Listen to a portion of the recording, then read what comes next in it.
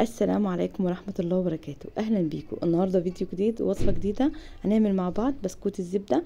طبعا بسكوت الزبدة من البسكوتات الجميلة جدا اللي بنشتريها من المحلات بره، بنقول هم عاملينها ناعمة كده ازاي، وكمان بتطلع حلوة معاهم كده ازاي. النهارده ان شاء الله هقولك على كل تفصيلة في بسكوت الزبدة بتاعنا، اقولك ازاي ما يفرش منك، وكمان ازاي يطلع معاكي باللون الموحد ده، كمان اقولك ازاي يدوب معاكي يدوب. يلا نبدأ الفيديو بتاعنا. بس يا ريت قبل ما نبدأ، لو مش مشتركه في القناه انزلي اشتركي بسرعه في القناه وفعلي الجرس على الكل علشان يوصلك كل جديد مني اول باول. يلا نشوف مقاديرنا ونقول بسم الله الرحمن الرحيم. بص حبيب قلبي، انا معايا هنا كوبايه من الزبده دي طبعا طالعه من التلاجة، بس سبتها تهدى كده دقيقتين كده على الرخامه وبدات اشتغل فيها. طبعا الناس اللي عايزه الزبده بالجرام او المقادير بالجرام، الزبده بتاعتنا كوبايه زائد معلقه كبيره 250 جرام من الزبده. تمام، هكتب لكم ان شاء الله المقادير برضو في صندوق الوصف للي حابب ياخدها سكرين شوت. تمام، حطينا كمان كوبايه الا ربع من او كوبايه الا حاجه بسيطه كده من زائد يعني كوبايه الا معلقه كبيره هرميه كده من السكر البودره. ممكن تزودوا كوبايه، ممكن تزودوا كوبايه الا ربع براحتكم. تمام كده، خلاص ضربنا السكر كده مع الزبده حلو جدا. طبعا بنفضل نضرب السكر مع الزبده لحد القوام ما يعيش معانا كده ويبقى قوام كريمي وفاتح. هي دي المرحله اللي بتخلي معاكي البسكوته ناعمه، وبتخلي البسكوته بتطلع معاكي دايبه وما تفرش منك كمان ولا تنشف منك. خلاص، هنا كده بحاول انزل في الاطراف كده على البوله، وببدا كده اخلي القوام كريمي معايا زي ما حضراتكم شايفين كده. بصوا لونه اتغير خالص معايا، مش قوام زبده خالص. تمام، هبدا انزل بالبيض بتاعي بيضايه كده. طبعا بنزل بالبيض واحده واحده لحد ما تختفي البيضه الاولانيه، ببدا انزل بالبيضه الثانيه لحد ما اخلص كميه البيض اللي معايا.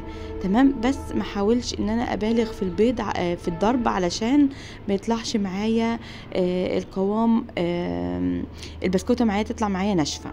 تمام، حطيت طبعا انا عدد 2 بيضة وحطيت فانيليا. طبعا ما تحاوليش تنزلي بالبيض كله مرة واحدة علشان الخليط ما يفصلش منك وتقولي ده الخليط باظ معايا. فانزلي بيضاية تختفي البيضاية كده، حطي البيضاية التانية. تمام كده، خلاص. انا هنا كده حطيت طبعا كيس من الفانيليا. لو ما عندكيش كيس فانيليا حطي معلقه صغيره او نص معلقه صغيره من الفانيليا السايله. انا ما كانش عندي فانيليا فحطيت فانيليا سايله، وضربت كده الخليط لحد ما امتزج معايا. طبعا هنا انا هحط معلقه كبيره بس مش مليانه من النشا. النشا طبعا هنا بيديها نعومه حلوه جدا في البسكوته بتاعتنا، لو حابه تستغني عنه استغني عنه. تمام، خلاص كده. حابه تستبدليها بكاستر براحتك برضو. طبعا المعلقه بتبقى 10 جرام، للي حابب برضو بالجرام. تمام، هنا هحط معلقتين كبار من اللبن البودر، بما يعادل 20 جرام برضو من اللبن البودر. خلاص، وابدأ كده انزل بالمكون بتاعي وافضل اضرب كده لحد الخليط معايا ما يختفي، وابدأ كده خلاص اشيل المضرب بتاعي وابدأ اشوف هنجيب المواد الجافة بتاعتنا ونشوف هنعمل ايه. تمام، انا طبعا هنا هحط الدقيق بتاعي. طبعا الدقيق ده انا نخلاه كذا مره، فحاولي انك انت تنخليه علشان تدخلي الهواء فيه، وكمان لو فيها اي شوائب بتحاولي انك انت بتشيليها. تمام، خلاص. انا نزلت باول كوبايه كده وببدا ما بعجنش، انا بقلب بس باطراف صوابعي كده لحد القوام العجينه بتاعتي ما يتظبط معايا، علشان البسكوت طبعا لو عجنتي فيه بيقلب معاكي القراقيش، ما بيبقاش معاكي بسكوت خالص. طبعا انا القوام بتاعي هنا بدات انزل بالدقيق بتاعي كله كده، نزلت بكوبايتين، كوبايه لحد ما القوام يتظبط معايا. هنا اخدت معايا 3 كوبايات من الدقيق. ممكن على فكره تاخد 3 كوبايات الا ربع، ممكن تاخد منك كوبايتين ونص، ممكن تاخد منك 3 كوبايات وربع. فاهمه؟ يعني الدقيق ده بيبقى يختلف من نوع للتاني في كل مكان. تمام، فانت امشي واحده واحده وما تنزليش الدقيق كله مره واحده، وانزلي بيه كده حبه حبه لحد ما القوام يتظبط معاكي وتبقى العجينه اتلمت معاكي وتبقى طريه ولينه معاكي، ما تبقاش ناشفه، وكمان في نفس الوقت ما تبقاش بتلزق معاكي. بصوا العجينه هنا اتظبطت معايا اهي، بس مسكتها انا بالايد النظيفه معايا طلعت معايا اهي، ما بتلزقش بس في نفس الوقت طريه ولينه. تمام، هنا خلاص كده هبدا اجيب القمع بتاعي وابدا اجيب الكيس بتاعي اللي انا هشكل بيه. طبعا ده شكل القمع بتاعنا اللي احنا هنشكل بيه بسكوت الزبدة بتاعنا. وطبعا معايا الكيس القماش ده طبعا حلو جدا جدا في اللهم صل على سيدنا محمد في تشكيل اي حاجة انت بتشكليها، وما ما بيلزقش منك اي حاجة كمان، وما بيهدرش معاكي عجينة كتيرة. تمام. انا هنا برضو جبت كيس حلواني كده استخدام مره واحده. لو حابه انك انت تستخدميه هتحطي الكيسين مع بعض كده وتبداي تستخدميه عادي جدا. طالما العجينه بتاعتك لينه وطريه هتبقى معاكي نازله سلسه وهتنزل معاكي كويسه. خلاص.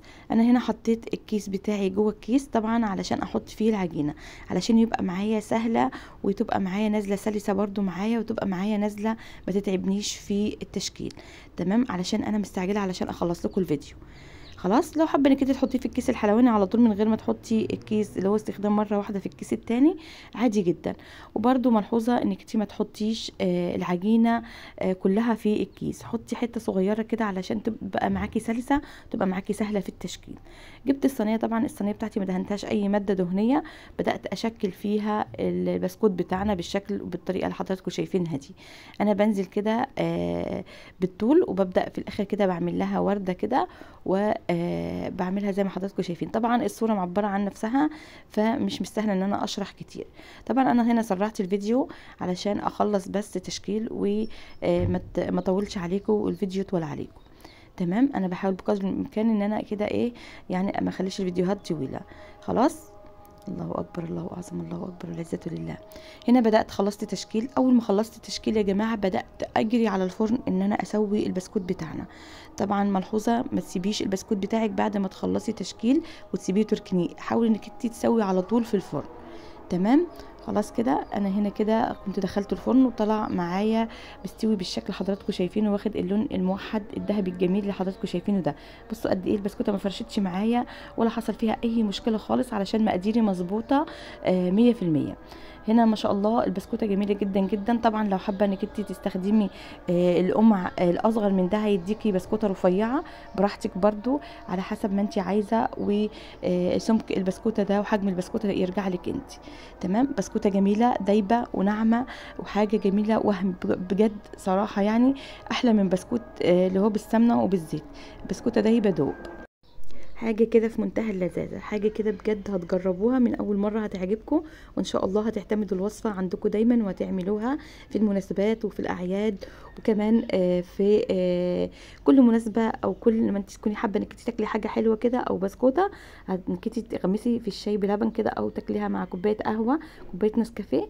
بجد بسكوته دايبه دهوب. بصوا زي ما حضراتكم شايفين، بصوا دايبه ناعمه جدا جدا جدا وراقيه جدا، حاجه كده بجد وهم لازم تجربوها ان شاء الله. الفيديو هيعجبكم، الوصفه بتاعتكم الوصفه بتاعتي هتعجبكم. بس يا ريت لو عجبتكم ما تنسوش تكتبوا لي كومنت برايكم في الوصفه. استنى تعليقاتكم وهستنى كومنتاتكم اللي بتعجبني وبتسعدني. اشوفكم ان شاء الله في فيديو جديد، انتظروني. كل سنه وحضراتكم طيبين.